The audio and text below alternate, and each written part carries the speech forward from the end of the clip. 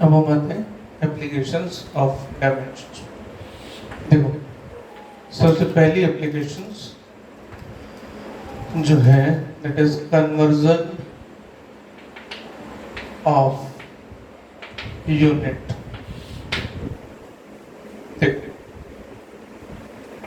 जैसे MKS system और CGS system. MKS में मीटर, किलोग्राम, सेकंड, सीजीएस में सेंटीमीटर, ग्राम और सेकंड। ठीक है, ये होता है, दो तरह का सिस्टम है। अब हम एक एग्जांपल लेते हैं। Convert 5 Newton into time. MKS में फोर्स को न्यूटन से नापते हैं और सीजीएस में टाइम से नापते हैं। अब इसको सॉल्व कैसे करेंगे? कोई भी फिजिकल क्वांटिटी मैंने बताया था ऐसे लिखे जाते हैं, n into u. Dimensional formula, ये डायमेंशन यूनिट और ये नंबर, उसकी क्वांटिटी। जैसे यहाँ पर 5 न्यूटन। ठीक। अच्छा, क्वांटिटी तुम किसी भी यूनिट में लिखो, क्वांटिटी तो वही रहेगी।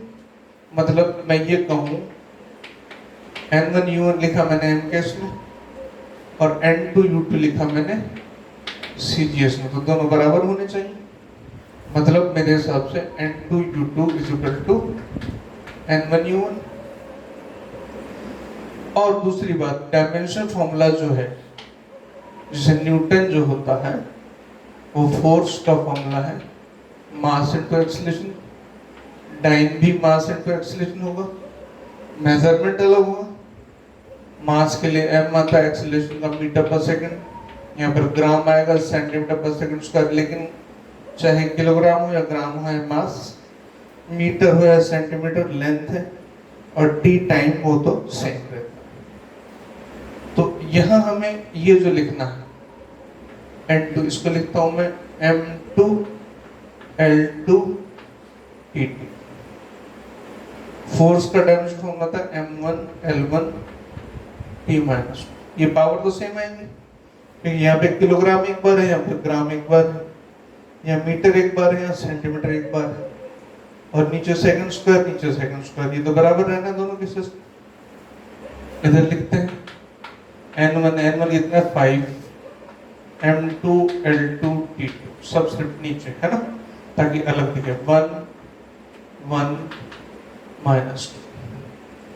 अच्छा, N2 के लिए मैं क्या करता हूँ, यहाँ पर M2 by M1 power 1, L2 by L1 power 1, T2 by T1 power minus 2। अब यहाँ कुछ नहीं करो, M2 क्या है, किलोग्राम, 1 किलोग्राम, और नीचे हो गया 1000 ग्राम पावर 1। जब मैं इसको ऐसे लिख दूं नीचे, इसको 1 ग्राम, और ऊपर कितना हो गया 1000 ग्राम, सेम रहेगा ना। ऊपर 100 सेंटीमीटर, नीचे 1 सेंटीमीटर। यहाँ तो टाइम तो चेंज होता नहीं, ये सेकंड है, power.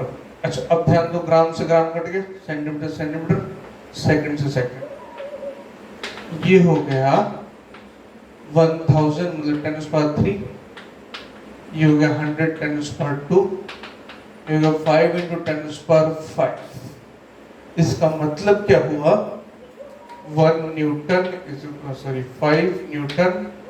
Is equal to 5 × 10⁻5 time. Unit में कन्वर्जन हो गया।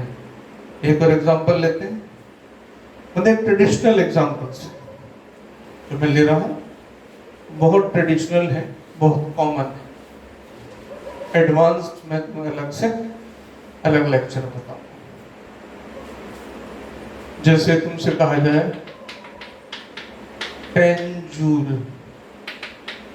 हाउ मैनी अर्क।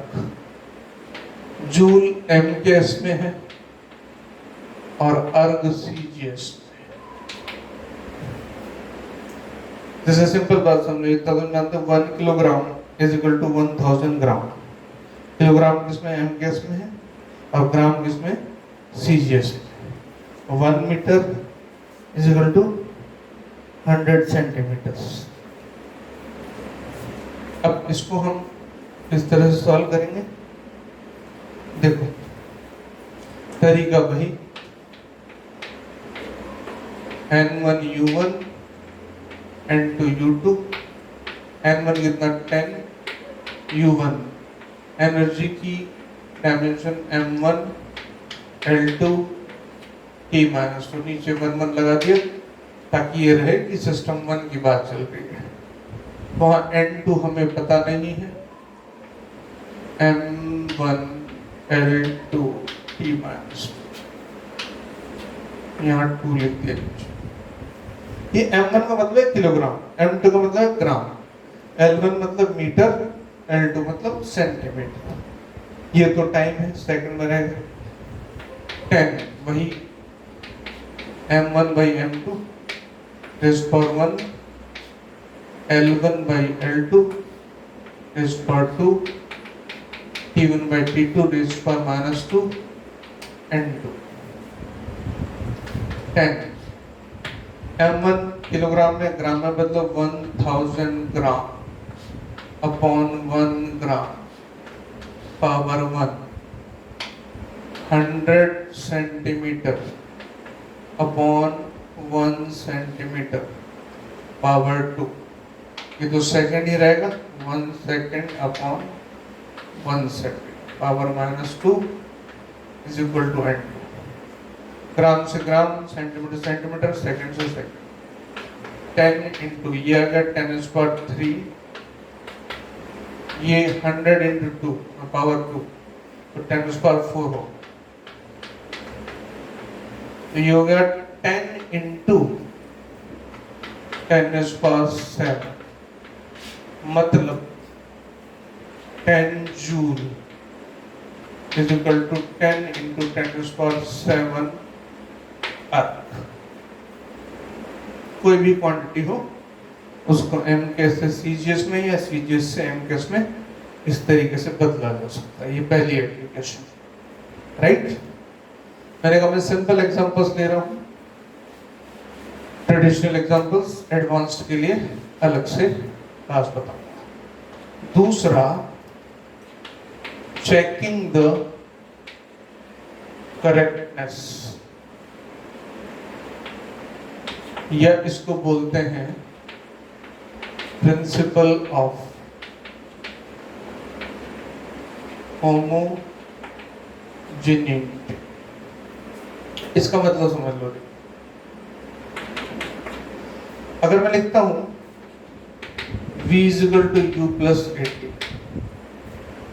तो ये सीधी सी बात ये है कि जैसे मैं लिखूं V है वेलोसिटी मीटर पर सेकंड, ये भी मीटर पर सेकंड, मीटर पर सेकंड में ऐड या सब्ट्रैक्ट जो होना चाहिए वो मीटर पर सेकंड नहीं होना चाहिए। जैसे मैं तुमसे कहूं कि 1 किलोग्राम प्लस 2 लीटर या 2 मीटर, ज्यादा बेटा, लीटर को तुम किलोग्राम में कन्वर्ट कर लोगे ना, वो गलत होता है। 1 किलोग्राम प्लस 2 मीटर कुछ भी नहीं, मीनिंगलेस।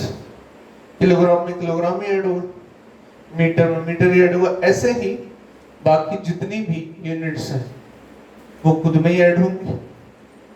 वी यू, अच्छा वी होता है m0 L1 t minus 1, you होता है, ये भी वेलोसिटी है, m0 L1 t minus 1, acceleration होता है m0 L1 t minus 2 into T हो गया, तो ये भी क्या हो जाएगा t माइनस 1। मतलब इसकी सारी टर्म्स की डायमेंशनल फॉर्मूलाज सेम हो तो उसको प्रिंसिपल ऑफ होमोजेनिटी बोलते हैं। कोई फॉर्मूला हमें दे दे और पूछे कि ये सही है या गलत, मान लो हम फॉर्मूले के बारे में कुछ नहीं जानते, हमें दे दिया t is equal to 2 pi root of g upon l। t time period है, g acceleration due to gravity है, l लेंथ है। हमें कोई मतलब नहीं कौन क्या है, लेकिन हमें ये पता होना चाहिए कि ये कहां से आया क्यों आया उससे मतलब नहीं, ये एक्सेलरेशन या लेंथ है, टाइम है। तो LHS में जो है उसका फॉर्मूला हुआ ये डायमेंशन फॉर्मूला। इसके RHS में G और L रूट में 2 पाई का कोई डायमेंशन फॉर्मूला नहीं, रूट में G acceleration m0 L1 t-2 नीचे L1 गया, t-2 बचा -2 की पावर 1/2 ये t-1 है।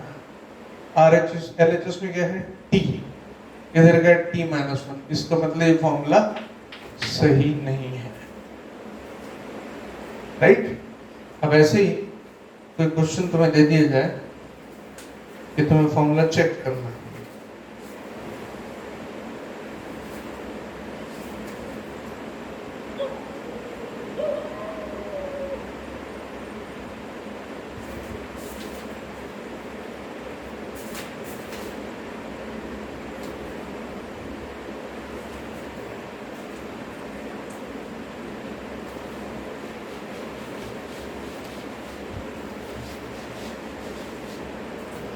कोई भी फॉर्मूला सपोज लिख दिया F = 6 pi eta R V, eta coefficient of viscosity. Again तुम्हें मतलब नहीं इससे, तुम्हें तो ये है कि उसका डायमेंशन फॉर्मूला गिवन होना चाहिए। तो ईटा का डायमेंशन फॉर्मूला है m1 L-1 t-1। इसको चेक करना है हमने। तो भाई LHS में तो फोर्स है, फोर्स का m1 L1 t-2। अब RHS में देखते हैं, 6 पाई कोई डायमेंशन नहीं, ईटा की dimension m1 L-1 t-1, R radius length L1, V velocity L1 t-1। देखते क्या बनाए, ये -1 + 1 से चला गया, ये आ गया m1, इधर से बचा L1 t-1 -1 ऐड हो जाएंगे t-2, इधर भी वही है। इसका मतलब ये फॉर्मूला सही हो सकता है। ये भी बात है कि परफेक्टली डायमेंशन मैच कर रही हो, क्वांटिटी को और डाल लो तो मैं ये कहूँगा सही हो सकता है, लेकिन हमारे लेवल में इतना समझे कि सही है। दो बातें। तीसरी चीज,